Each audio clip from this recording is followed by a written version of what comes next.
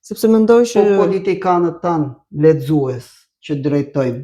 Unë mendoj që Mendon se kthehen diktator? Kemi shumë pak politikanë që lexojnë realisht, për mos të them shumica nuk lexojnë fare. Pa dashur të futen politikë. Jo, s'kemi lidhje me politikën. Nuk lexojnë.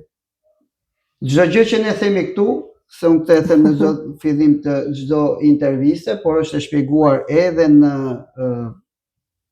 description e playlistave të intervistave, jo domosdoshmërisht çdo gjë që thuhet tu është vetëm mendim personal, nuk shpreh mendimin e institucionit apo linjën editoriale apo të kurrikulave të institucionit. Qëndrojmë dhe pak ke historia disa pyetje të shpejta.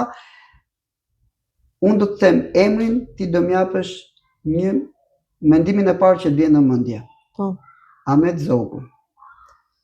Krijuesi i shtetit të parë shqiptar. Enver Hoxha. Diktatori dhe paranojaku më i madh i Europës. Fatos Nano. Politikan papioni. Sali Berisha. Politikani më i lexuar, por nuk jo në gjithçka në politikë pastaj arriti të shpreh ato çka lexoj, por është politikani më i lexuar. Politikani më i lexuar. Më tregon vjerri një shoqës time që kur ai shkonte në Paris, të gjithë vraponin të blinin copa, ora, bizhuteri për të afërmit të tyre në Shqipëri, se Shqipëria ka qenë shumë e varfër, ti e mban mend. Sali Berisha, zoti Berisha blinte vetëm libra. Edi Rama? Nuk kam koment.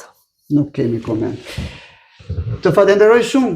Faleminderit. Që ishe në Time Center. Dua të të falenderoj për gjitha bashkëpunimet që ke bërë me ne, që do vazhdosh të bësh se je e shtëpisë. Faleminderit juve për mikpritjen, ishte një intervistë që më shijoi shumë. Faleminderit të gjithëve që na ndoqët. Ju rikujtoj edhe një herë të gjitha këto intervista mund t'i gjeni në të gjitha rrjetet tona sociale, mund t'i gjeni në bibliotekën tonë virtuale, në kanalin zyrtar të Time Center dhe Time Media Print Podcast në YouTube dhe në të gjitha rrjetet sociale. Faleminderit, gëzuar ditën e librit dhe lexoni, do na bëj një shoqëri më të mirë. Të mësosh kur nuk është vonë. Natën e mirë.